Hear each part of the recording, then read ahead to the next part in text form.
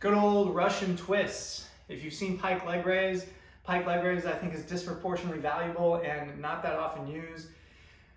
Russian twists, I would say, are still valuable, very often used, and almost always done in a way that's just counterproductive in the most negative, and maybe just like medium, not doing much if I'm being charitable. So ideally, you don't have to have your feet off the ground. Ideally, your feet are off the ground because this forces you to use your abdomen to kind of balance on your hips here. If you absolutely don't have it, you can kind of play with, getting yourself into place, tap one foot, give yourself just a little bit of balance.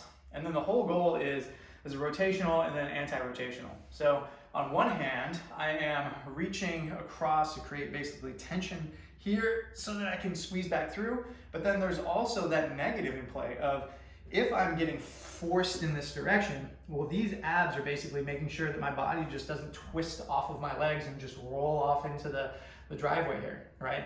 Having strength in that negative is equally important. And so I want to think of reach and get that negative, come across, and I'm turning with my shoulders and hands, Now, if I don't have a weight, and this is the body weight variation of it, obviously that negative is minimized, but just even controlling yourself down is going to be of some benefit. Whereas, what you most often see people do is just flip the hands back and forth. Now, this is going to give you some kind of like plank-like static hold here. It is going to feel challenging, but you're missing the special, unique sauce of the Russian twist, which is the anti-rotational.